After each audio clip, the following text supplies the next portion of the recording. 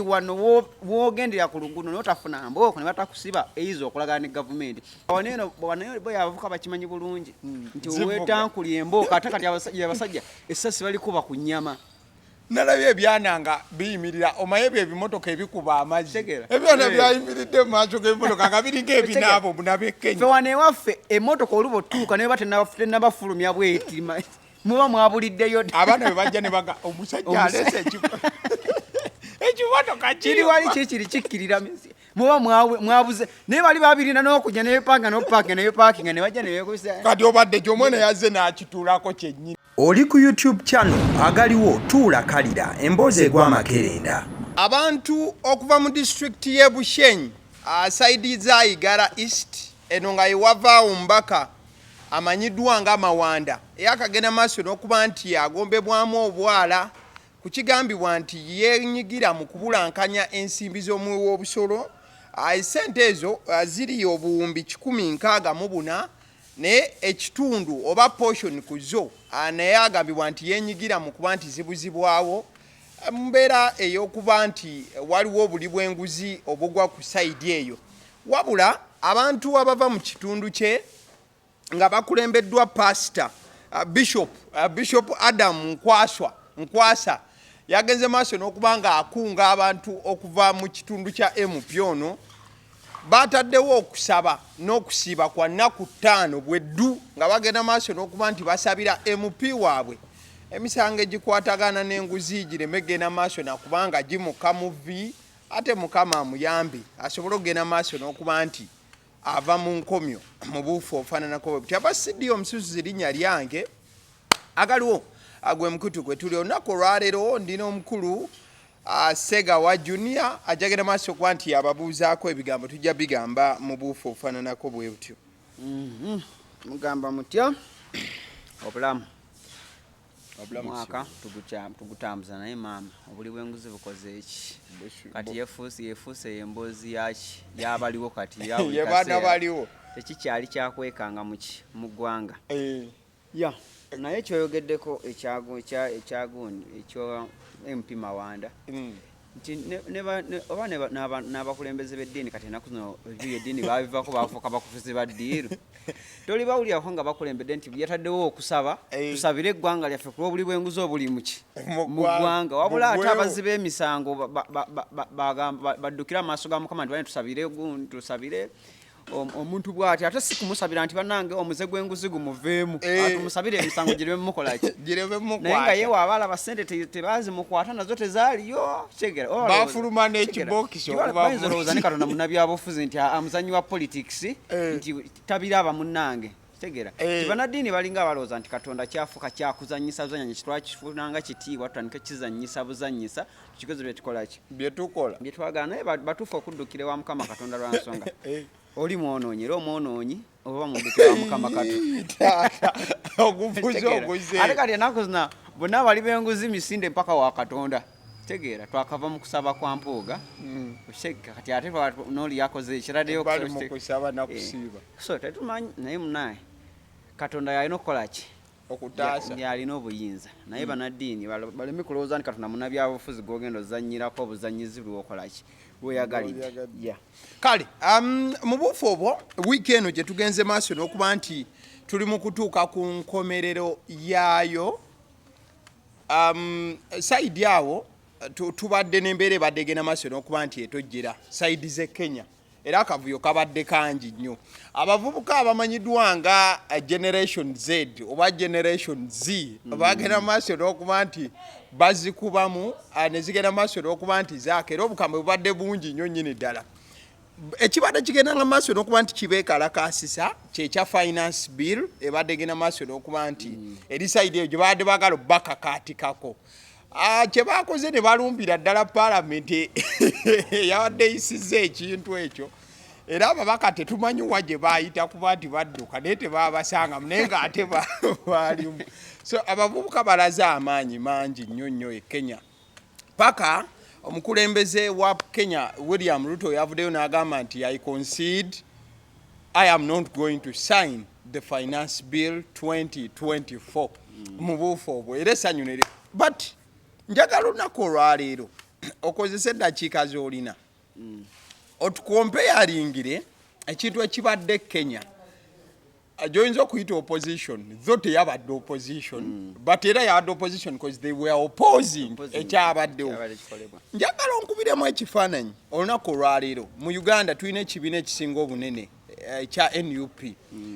tulina opposition n'abavubuka mu buufu obwa foot soldier era nga nabo balina engeri gye bajjayo eddoboozi lyabwe enkya n'eggulo okuwakanya ebigenda mu maaso. Osobola otukubiramu ekifaananyi ekya foot soldier oba ba foot soldier e Uganda otukubiremu n'ekifaananyi kya generation Z oba generation Z eya Kenya. Tusobola kuyiga ki ku side eyo era mu buufu obwo naffe tulina kye tusobola okukola. Can we imitate that mu layini eyo? Ekisooka ekiri e Kenya tekisooka beera wano eno lwaki ti e Kenya ekyo ekintu kyetulaba ekyabadde ebintu ekyasinze okwogerwa ennyo abantu nga boogera discipline y'amagye g'e Kenya gye bayolesezza ate abalala ne babuyita bunafu era nga abamu bagamba bali mu muzannyo abo basindikire General Yoweri olabe ekiyinza okukola ki ekiyinza okubeera awo n'ekyo kyetulaba kibayita discipline yaabwe erina factors eziri e Kenya ezitali wano eno ezibaleetedde okuba nga balina discipline eyo gy'olaba ate nga bakikolerera ne bategeka eggwanga lyabwe. Ng'ojje wano eno e Kenya amateeka gakyakolera ddala mu nsi yaabwe ne gavumenti ekyagoberera amateeka wano tebikyaliwo kitegeera. Olina okijjukira nti e Kenya pulezidenti akulembera ebisanja bibiri bibamuwe basodomu ekyokubiri. Kati osuubira nti munnamagye agenda kuvaayo akolere pulezidenti gwamanyi nti essaawa yonna agenda ava mu buyinza kitegeera. Munnamagye yaba akimanyi nti ono gwensaavinga essaawa n'agenda vaawo ate nsaavinga ddako nti aga amagye ge walabye ge gasaavinga n'oli pulezidenti yakola ki eyaliko kitegeera. Kati ataffe gano agafa gano gakozesebwa kukuumira muntu mu buyinza kitegeera. Gali kye gatalina tegalina nti tukola ki tukuumira muntu mu buyinza nti waneeno oli akola naganja kuba embooko kankole bikirwa nsonga ayagala bamwongereyo karanka bamulinnyise level kitegeera. Naye oli akimanyi bulungi wesitafuna mweno gavumenti ate ejja eyinza okumpa nasikolera abantu nakusaavinga abantu naye wano nabo bennyini essuubiri balimanyi nti ono aliko tetumanyi waanaaviirako so kwalina akachansi kofunye kakozesa ofunemu kyokola ki kyofuna kivula akozesa maanyi obuyinza bwa muntu omuntu command eba command oli wagamba nti mukole kino kitegeera. Naye eri Kenya president asololagira ate omunnamagye n'agamba nedda ekyo kyokoze tekikola tekiri nsonga asavinga gwanga si muntu ebyo tetekire wano tekiriwo kitegeera. Then ekirala ffe kitulabeera kyekintu kyetuyita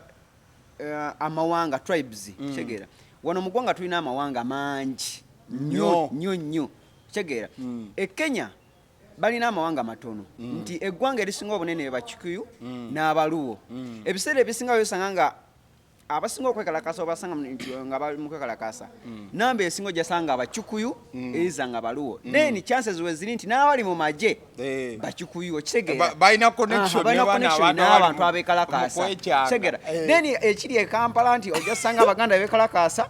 akulira amagye agaduumira Munyankole aduumira Omulugwala. Omulugwala bamwetodde bakola nabo mulimu omugisumi omukiki kati oli connection ntono. Omulugwala kigenda mwangira okuba wano Omuganda embooko omukuba amasasi takuwulira atakufiiringa kitegeera. Ekyo tekiri nti kiri about busosoze oba tribal naye kyatutondebwamu obwa Sseruganda butubeera mu musaayi. Kati gosubira oli omukikuyu bwakwata embooko akuba mukikuyu munne amukuba amasasi kitegeera akuba etyagasi kumenya tebigenda soboka. Naye wano eno tulina amawanga mangi ag'enjawulo nti weesanga nga wanena eggwanga erisinga obunene Baganda naye ate wogenda mu magye ate si oyinza okukola nga si basingayo obungi nga tobasanze kitegeera. Connection egenda kubeera ki ate gavumenti naye era ekikola ekimanyi bulungi nti twali tulabyeko wano ku mulembe gw'omugenzi Kaweesi amagye bwe gakuba amasasi n'etyagasi najja n'ababuuza What are you doing? Kitegeera olw'okuba Muganda alaba bakuba Baganda banne eri feeling ejja ne gavumenti nekimanya bulungi nti olw'okuba waneno mu ssentu Abaganda bangi nnyo ate todda nnyo Baganda bateeka nnyo mu magye lwansonga tojja sobola komandi eyo tojja gisobola kitegeera. Abalimu babeere batono n'obuyinza bubeere butono nnyo kati ate si kyekiri e Kenya tribe esinga amaanyi ate era bw'ogenda osanga mu magye kitegeera. Kati awo wagenda kubeerawo nga control egenda kukuba eryanziba okulowooza nti agenda vaayo atulugunye bantu bali bakube otegeera then ekyakyo kyonolowoozaako the institutions za gavumenti institutions e Kenya zikyakolera ddala teziriko nti zonna ziri compromised omuntu omu yawa order institution e Kenya ebakwata omuvubuka oba ne bamusiba chief justice asobola ovaayo n'ayogera n'akivumirira n'agamba ekyo ekikolebwa tekikola ki tekiri mu mateeka minister of defense asobola ovaayo n'ayogera ku lulwe tali ku order ya muntu wane waffe kyanjawulo kizibu chief justice okuvaayo n'abako kyayogera tekisoboka then waneeno baministers bonna babeera under one command tegera institution wane waffe ziba zakola ki ziba zafa kitegeeza buli ekintu kikolebwa ku level y'amateeka ne institution emanya nti kino ekikolebwa ku imeno institution tekikola ki ti mu Uganda tulina ku level ng'osanga n'akakiiko nga Human Rights Commission kakali compromised nga tekakyana kikasobola kukola ki akandi bade independent ng'olesika nti ono government yamulonda n'akandi bade independent kali compromised kyegera naye ate Kenya yenjawulo yaabwe tegeera then mentality yaffe ffe ng'abana Uganda endowooza yaffe n'endaba gye tulamu ebintu byaffe ffe tulowooza wano mu opposition walina ovaayo atukulembera atugambe kati yesaayo era tubeera nga tugamba ffe tulinda waanaaduumira awo ffe tujje era waliwo n'abalina enjogana bagamba nti nze wendira Bakyagulanyi ne famire ye nga bagize nga bakulembedde awo ndikola ki ndijja nange gwe Kenya walabye mukulembeze eki kyegeera oba Kenya walabye mwana wa mukulembeze eki akola ki bwe yazzeemu akola ki ffe twagala tulinde ffe abanyigirizibwa ffe tulinde ate bali abakulembeze oyo abaliko obulungiko abasobola ogumiikiriza embeera baba bavaayo abasobola okukola ki okwesasinga kati so factors ez'enjawulo zonna osooka otugambe teweekomparinga ku Kenya ebyo tebisoboka ekyabadde Kenya tekisobola balina factors ennyingi ez'enjawulo kitegeera balina ebintu omunakenya kyeyatwala namanya nti abanakenya esooka bakimanya nti eddembe ly'obuntu weeriri eddembe ly'okwekalakasa ddembe lyaffe then n'amagye nago ne gakitegeera ntusavinga ki abantu fona tukimanyi bulungi embooko tegeera era olumu twali tugenda waliwo okwekalakasa kwali gena obeerawo jeno n'abagamba mujje naye mujje nga mmaze okukola ebiraamo byammwe ne kofini zammwe nga mmaze okitegeera awo tosobola okitegeera tebasobola ekitegeera nti n'ebiseera ebisinga walabye Kenya nti beekalakasa olunaku olusooka n'enkya ne bajja mu bungi erewa e Kampala e Nairobi mu kibuga wano e Kampala okwekalakasa kubeerawo leero enkya ekibuga kijja bakigologa sirinnya kibuga siyingira Kampala Lero olabayo begakombye ennyama nga abiri then okwekalasa kuba wakatandika bwe kuti nga bamuliko agamba kanve mu kibuga nzire ewange kitegeera kati gwe oyagalamu odduke mu kigodde ani abaakulwanira omula kitegeera niye buli babadde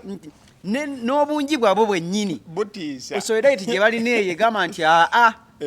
enkya tujja kkeera Kampala mu tawuni naye nenkya tujja kkeera paka kyetwagala nga kikoze eki nga kimaze okuguse wano wekibaawo olumu embooko neevuga oli agamba nze enkya sijja kukola sijja yingira kibuga era ekibuga kiba kikalu completely kitegeera kati sofe tusobola kwegeraganya ku Kenya omalivu balina embeera gye baseetinga amateeka ge bakuliyetinga mu nsi yaabwe ffe kyetubalinako kyokka nti baneiba baffe kyekyo kyokka kyekirowooza ntusobola okwekomparinga nabo naye enkola yaabwe ey'ebintu ndala nnyo olw'okuba be balina omwalo gwaffe okitegeera kati ffe tulowooza naye nga tusobola kubeekomparinga ffe distance gye tulina distance nnene nnyo ku Kenya nti ensi yaabwe yagiteekateeka okuviira ddala ku leva y'amateeka ey'obukulembeze eya buli kimu ey'omuntu wa bulijjo okulaba nti gavumenti webezze erina kukolera muntu waki nti bye twegomba ebiri mu nsi ewala eri ate bo abanakenya bagezaako bisembeza ewaabwe naye ffe bikyatulemye osika wali okumpi obirabira ku Kenya bireetewa so ekyo tekigenda kukola ki tekijja soboka okay kati ng'oli awo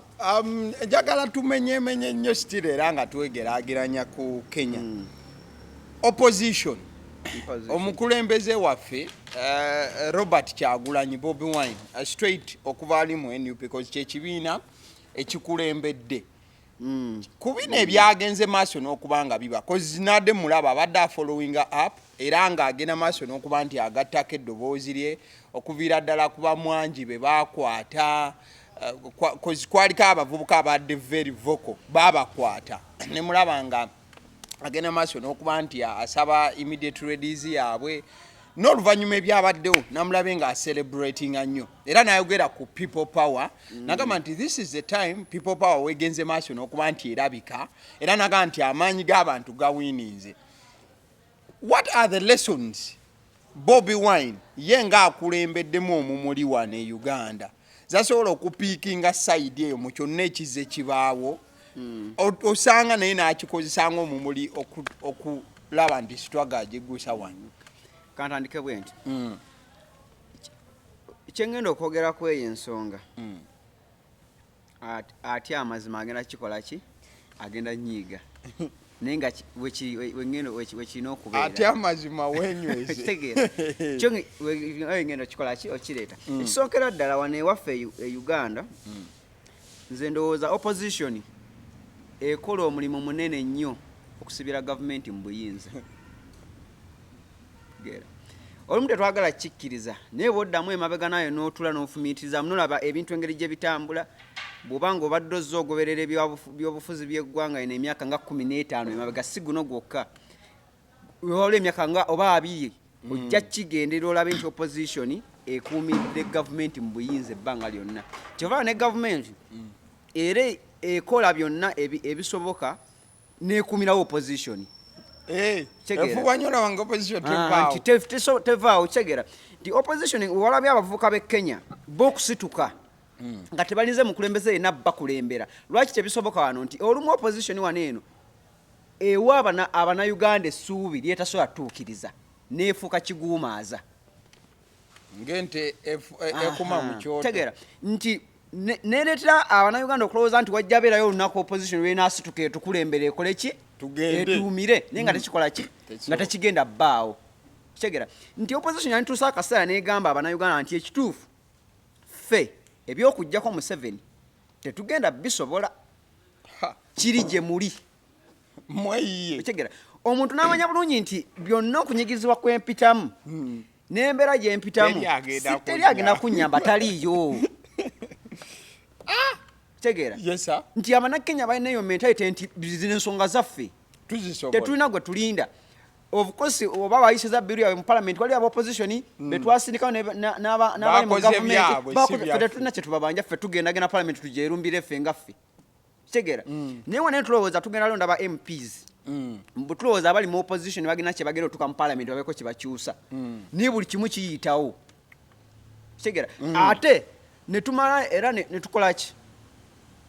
netwetegeka buto netuyingira akalulu akakolaki akaddako netuketekera tekera nti bwetutunulira byonna ebizebeera mu kalulu akajja kabeerawo mu kalulu obulobenja buzze bukola ki bubeerawo up to now era tuli mu coach nga tuyingira akalulu akaddako era owuli kimu bibiri obwogera oyo tetumuwa kaadi yaffe nze asaana kaadi okyegera kitegeeza muli ready okuyingira akalulu akaddako naye mu kalulu akaddako ebibaddewo kiki ekikyuse ebyakule bwa luli eri kiki ekikyuse okyegera nti opposition ereetedde bano abannayuganda okubeerawo nga balowooza nti yo okyegera si buli kaseera nti oba ogenda mu kalulu oba okumatiza abannayuganda okuwa olina bagamba nti ngenda kujjako Museveni beera Franco bagambe omanye ekituufu tusindikewo abaka baffe mu parliament tusobole okuliyetinga abakulembeze baffe abakola ki abaddako yes then tunyweze n'ekibiina kyaffe financially kibeere nga kyesobola then tukuyetinge n'abakulembeze abo mu maaso abalijja in case nga government ekyuse tube n'abakulembeze abafunye eki experience naye n'okozesa format yatugenda kujjako muki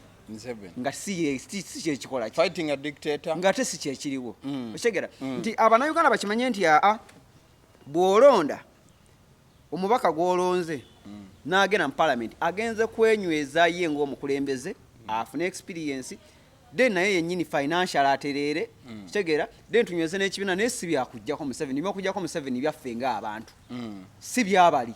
naye ffe tulowooza era bano bawadde mentality abantu okulowooza nti bo bali opposition okukola ki era ogenda oli abamu ffe tulinde olunaku lwalikola ki lwalidumira ntukole ki tulumbe tegera nti eyo mentality opposition yekitaddemu abannayuganda nebaguumalizaawo sekitegeeza kyogamba nti bwe tuba tutunulidde opposition erina okumanya nti erina okwenyigiramu nnyo eve mu byokuba nti no just twogerako kyogere yandooza sina kwenyigiramu yo yaddembe okuba nga weeraba ekiri e Kenya nti mu bino ebyabano bonna opposition yavuddeyo n'agamba bannange eno biiru simanyi biki okitegeera babirekera abannakenya ne babyerumbira kiikyo mukirabye kibanyigiriza newootakyogerako kireke gwe just kiraga abannayuganda kino kyekikoleddwa kino kyekikoleddwa neffe tetugenda kikolera mwabamanyi kati awo wennyini kitegeera kati bwe bakwata ne basengula omuntu mu lubigi tomuwa mentality eri nti bano mukalulu akaddako temuddamu londa ba MP abo temuddamu londa president oyo mulaba engeri gy'abayisizaamu togenda nayo bakola ki baleke banyigirizibwe atuuka akimanye nti akalulu tekalina solution ate tewali agenda kunnyamba kiri gyendi okusitukiramu naye weeteekawo mu maaso ate n'otabaako kyokola n'omuwa essuubi tugenda bako kyetunulya tugenda bitwalako mu mateeka tugenda kutegeera tugenda gera tukikumaganyeko mu parliament eyo tulabe nga tukikola ki n'abeeraawo nekiyitawo tasobodde kwerwanirira bweyimiriddewo mu maaso weefudde omuwadde essuubi tugenda lwana gwe mulage nti bakusengudde nze wange wonsula bulungi sigenda kuyamba ate nze siri muntu oba nange sisobola abasajja naawe balaba nange so akingena sina kati yakimanyirawo nti kati kiri gyendi kati tuli ku lwaffe okusinga okumuwa essuubi lyotagenda tuukiriza okitegeera so kati ebbanga nagigamba nti opposition kyekyo kyesinga okukola ki nti president w'eggwanga akimanyi nti akalulu kamuyamba omukuumira muki obuyinza naye buli akalulu ekasinga otuuka opposition byebasinga okukola kyokkeesunga tegera kati emboozi ya kaadi eba ekulaga ki ekikola ki emboozi oyo MP tadda ono tetusola muzza ono kyatukoze ono tadda eyo yonna oli oba yo agenda yo oba ogikola ki ogipushinga of course ye aportrayinga ki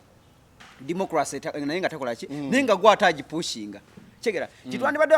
wadde tetwagala kukikkiriza olumu abaana bakyogerako abo ne babavuma ne bagamba oli wagamba nti bannange akalulu tekakola ki tekagenda kukola naye nga ge mazima tukimanyi muyingira akalulu oli abagamba twagala tukikozese nga justice sparking factor singa bba akalulu gye tuba tukozesa ng'ensonga abanage bagamba okay tukikole ki ne balonda naye era ne kigaana ne watabeerawo kikola ki oli akalulu ne kagwa ne kalangibwa nti ono president ne muddayo essuubi lyonna ne mwadde nali emyaka 5 ne likomako olwo ne muddamu butera ne mwefumba emyaka emirala 5 ekitegeera naye nga mu institution zonna tewali institution ekyuse mu magye tewali kikyuse mu electoral commission tewali kikyuse parliament tewali kikyuse kati gwe nolowooza kigenda vaayo obuvinga kyamagero okitegeera kikole kikigweyo nti twalaba wano eno mu kulangirira akalulu maye waliwo omwana eyaŋŋamba akantu ako naŋŋamba mu kulangirira akalulu byabaka mwe yamala okulangirira bwati nangira president w'eggwanga ne wabeerawo akasiriikiriro konna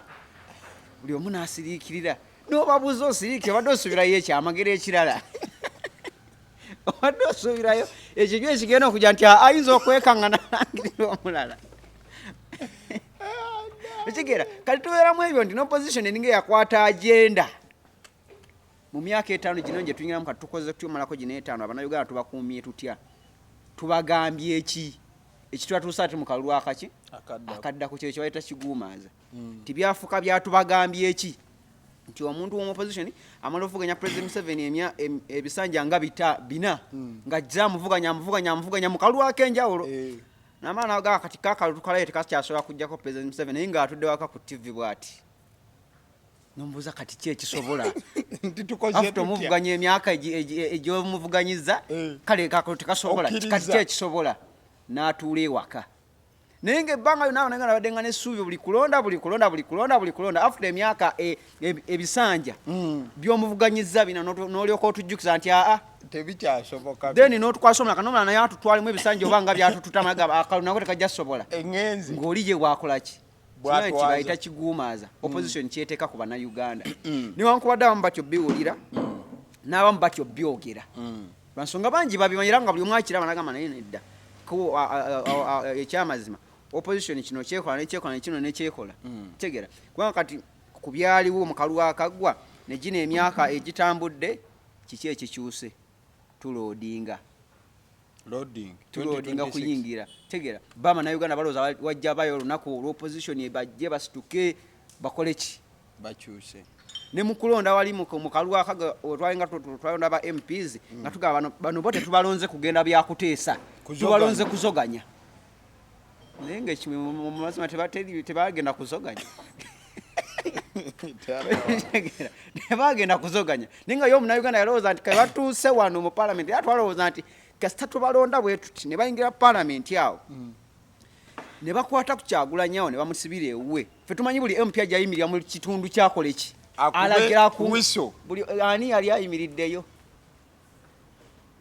neera baloodinga abo abali rede abamu batandise dogola essuuti abatabadde mu palamenti nga bagala kuvuganya mu kajera batandise dda abamanyi nti kati iri essaawa kugenda ku ground ffe tulowooza mbu waliyo abannayuganda bajja osituka omuntu bannayuganda banaafuna mentality eyo eneesitula bo nga bo nga opposition ekyabayimiridde mu maaso okwefula nti ekolaki eboogerera mu palamenti egenda ebalwanire naye nga teriiyo tekiriiyo kyegera kiri bannakenya kye baafuna ekyo nti ffe byaffe nsi yaffe nti bayinza n'okuba abannakenya mu kulonda kwabwe babalonda mugende mukole ebyammwe mu palamenti mubise amateeka gammwe naye ebyogalwanirira ebyo byaffe kino kyaffe tetubalinda mmwe tetunangwe tugamba nti gwe muganda gwe ate otulekeredde ffe tuwerekerera ffe aberekerera era obadde ngo twawulidde gwe baba MP nagwe babanja twawaddeyo omukulembeze w'opposition nti muganda gwe nga tetwakulabye they didn't pick anyone ono eyagwa mu kaluge baakuba tewamulabyeko wantu wonna Odinga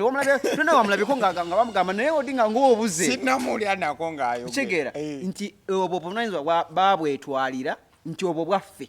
tinaffe mu ggwanga opposition ebadde n'ekiruka gambe nti abannayuganda tubateekemu kiri nti bino ebyokulonda mutulonda tusindika eri busindisi teri nnyo makulu eri ebisigadde era byammwe ffe tugenze kulya bwabaawo ekibaawo tomubuuza mbu ate MP gundi nga tetukyamulaba MP gundi nga tetana kyayogera MP gundi tana kyakolaki kyakola ffe twagala byakwogera era wetuwulira ebbanga MP asirise nga MP katateesa tumulirangako yali ayogedde kitegeera ffe tulowooza mbu awetyo tujja okukolaki mu buufu obwo bwe natunuddemu nze omanyi badde neetegereza bya Kenya nga bwe nkuba mu tooki ewaffe abannakenya balina ba MPs balinga mu 3 n'ennamba egwamu bwe natuuse ne ndaba koramu nga bwe yatudde ne ntunuuliramu yes ne no yes zaadde no za 195 then no abadde bagamba nti liyite babadde 195 if I'm bwemanga I stand to be corrected but nzijukira abadde 195 abaga nti etteeka lino likole ki liyite then ba MPs abaga teriyita babadde 106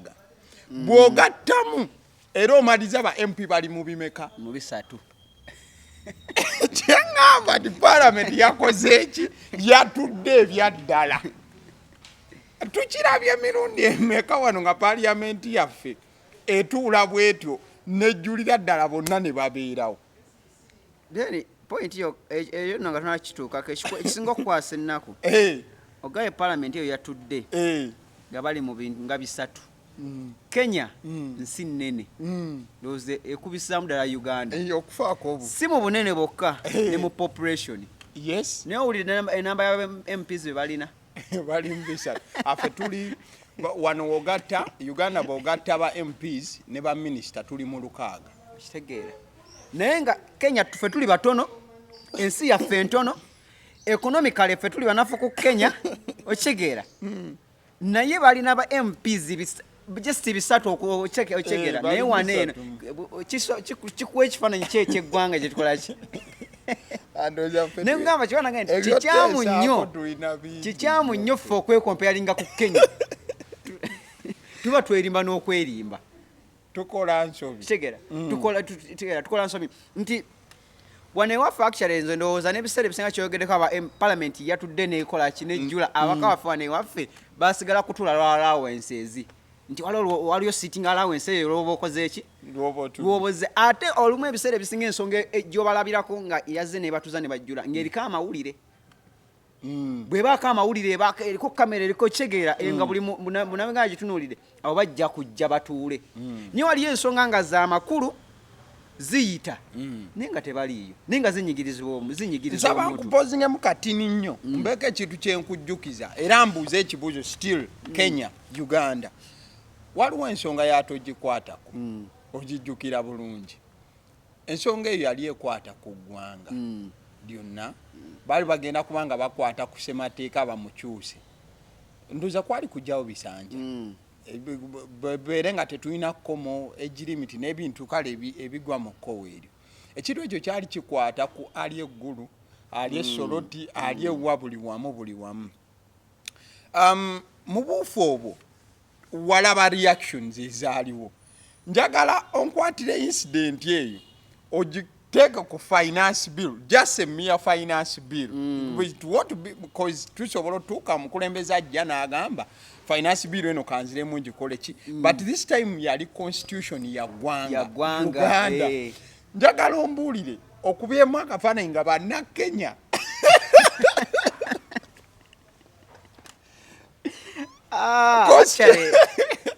constitution yawe gye baagala okukwata ekintu kimu kyemmanyi ekiri e Kenya nti bapresident si bonna ababeera mu buyinza kati kyemmanyi nti olina okukola ennyo newegendeza abannakenya nti abannakenya batulaomusajja emyaka ebiri mu ntebe nanti kati bo kyeyaleese kino kibanyige actually ffe ndowooza tulina ebizibu bingi nnyo ebisinga financial bill lwansonga kati ffe tulina ku buli level tulinako ekizibu abakozi balina ekizibu abagula data balina ebizibu abagenda mu makampuni zokola balina ebizibu abagenda ebweru w'eggwanga balina byo bingi naye ffe twatuka netubigumira netubikola ki netugumiikiriza kati ekintu kyatogikwata ngonza ate wekyasinga n'okunyiriza ennyo palamenti yaffe kindi kyenaga nti ababaka baffe batuguumaaza okitegeera nti ekituufu bakimanya nti etteeka lijja yita tuli batono mu opposition bali bangi nnyo bw'oba baagala ekijja kukola ki akitugamba bannayuganda nti bannayuganda bannange tino ligenda yita bwe muteerwaneko mwe abamanyi ffeno temusuubira mu palamenti waliyo ekibi ekigenda okukola ki abannayuganda babeerangawo nga balowooza waliyo ekigenda obeera mu palamenti ekyamanyi ekigenda nga tulowooza waliyo ekyamanyi ekigenda yeyo parliament sitting ekyasinza olabibwa bannayuganda olunaku ezinayitanga ku makubo nga buli muntu atudde awo nga bajja kujjula nsonga kiringa eriko amawulire buli omu ajja kujja akole ki yali bweti naye nga nabo bennyini mu mutima bakimanyi nti lijja yita nga kiri kati gamba bugabi bannayuganda nti bannaye ffe temutawali kyemutusuubiramu eno tewali kyetugenda kukolerayo erino etteeka lyammwe kitegeera kati omunakenya awo talinda naye constitution yeetaaga gamba muntu nti lino etteeka lino kitegeera anti kati kasita obalaga nti ffe tugenda kulwana oba wadde essuubi era ekyabatuzanga ku TV kulowooza nti waliyo ekigenda okuba ekyenjawulo tegeera gwe mugiremu ddala essuubi liri lyalina nti tuyinza oliremeso yita tugenda lwana tugenda kukozesa ki tugenda kukozesa naye muli batono amagye tegali ku saidi yammwe muli batono kati mugenda kukola ki ne speaker nga mukimanyi tasobola abeera ku saidi yammwe tegeera kati kitegeeza nawe abannayuganda tobawa ssuubi tagenda beerayo bagambe lumu nti yo constitution namwe mujja ekino kya constitution kiri serious temutulinda tegeera kino kigenda bafuga n'abaana bamwe kati omunakenya ayinza olinda ebyo ginga omulabi just ku financial bill okwata ku constitution kati tugezesa eno nga olaba nti Kenya balina nti ofuga ebisanja bibiri president akeera agambe twagala kijjawo tugenda ku bisanja twagala kijjawo twagala kwongezaamuuko omunakenya ayinza okubasama nti ate bo balaze nti balemerako mpaka kyebaagala nga kigguse newokola otya kimala kugguka omanyi nti nno abayaye batabukidde ate ku point omuntu wa giving up how batabuse olw'ensonga bo ba MPs baadde bagambye liyite awo osuubirira omuntu abayaye bateeseza kati ligenda kuyita ffe tukyawa essuubi ba MPs baffe ntubatunuulira kyayoge oba liyise likoze eki mu ate ffe wano kasaliyita ne boy omunakenya ne wandiri signinze agambo jagujjako signature ojali sangulawo ye tazikiza mpaka nga kyakola president yayogedde oludi kyawo omayinga ekintu kikuluma tegere basose ne bebuzaza ne babako bebakene agamba fe twagala yona financial bill tewali kye tujira ku mbu bibiri byo tukoze eki byonna naye fe wano munnange kati singa tuli mu singa kati buli omwe atudde waka tuyinda ba MPs kye bayise eri oluli twandibadde ku TV nga bali mu kuteesa nga yes ziyita nno nenga fene ebintu biyisibwa nga tubiraba buli omu n'atuleka nga byomuluma naye tulinda ba MPs nga tulowooza kiwaliwo ekigenda okukola ki naye nga tonaba nakwebuuza baba Bannakenya batwala obudde okumanya ebyo financial bills ebiyita fe waneyo ne budget yaffe tugimanya awo nno naawo waliwo kitegeera fe tulinga ensi abaagiviirako ddala tugamba kati ekikolebwa kikolebwe oba mututaddeko biki oba mwabamanyi nga waliwo ekirala talk about democracy East Africa wano kale Kenya kuba gye tuliko in light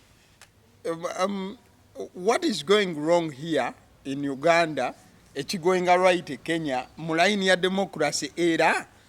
tuyina kukola ki okulaba nti naffe ddala democracy waffe mulungi osinga kuwaabali era ekifaananyi ki kyotukubira ekya democracy wa Uganda n'owekenya eza elections ezaali e Kenya eza 2007 oba 2007 ezamwayo Kibaki ezo rights ze baakola ebibala ebyazivaamu bye tulaba kati okwo okulwana ke balwana ne bayiwawo nakoma Kibaki yali agala kukwatako kyongambe nti Abannakenya teba ebyo okubbo akaluwa obubbi obutakkizaganya kyavudde mu kalulu kyavaako eggwanga netalabangukira ddala completely naye okwo okulwana ke balwana abantu ba bino ebyavaamu nti omukulembeze yenna ajja mu buyinza akimanya Omunnakenya nno waaba asazeewo mulalamu okitegeera kati iyo democracy gye baafuna mwezi rights democracy gye baafunamu yateekebwa mu nkola bo kye baalwana wali nti tukooye democracy yo tulimbalima naye nga teriiwo ne balwana wano twali democracy gye tulina tuba twerimba bwerimbi okitegeera nti ffe naffe fennyini tulaba Kenya tulaba ebiriyo ntigaha negana amagye nago gasaaga nosaaga tegamanyi kiri wane waffe eshege oyiwe ejana gyakutte video ya selfie nga kiri abasirikale kikola kiti omwana najja nasembera abakirenda kamukole kyemukole wane waffe wamaze twalabiro isinga tulabako muvubuka we Kenya ali ku mpingu bwati kubasirapu olugwe bakutende basula kabangali nayogera ne byayogera nawe gavaayo genda ngayogeraji wane waffe tuyogera nakwogera olukusuula ye eri munda yadayogera zaabu balyoge bamute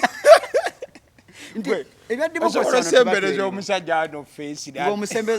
omusajja obeera eri wala ng'oli ku bunkenke kati omusembere waneeno nti this is my right sinze biki nti fe waneeno Kenya ekirungi etuli kumpi ate bye tulabayo kati bino tulaga nti wano democracy twerimba ffe tuli mu birala wano wena otegeera nti eggwanga ffe tutambulira ku command mbooko kiboke bejjavuga beera n'emirembe ng'okuumya empisa wooviira mu layini embooka evuga kati kyolabe Kenya nti Kenya boy olaba democracy notegeera nti democracy entuufu twetulowooza mu Africa tebisoboka naye ate ensi ezimu zakazilaga nti zibisobola ebyo betwerima mu Africa democracy tekola democracy tejja sobola kukola mu Africa Abafrika tusaba bafugana democracy Kenya bakolaga nti kisoboka anti Kenya abantu balaka bobi ye democracy shegera nti bw'oba bakuumidde emirembe tebalina buzibu bana Kenya bw'ogoberera amateeka g'eggwanga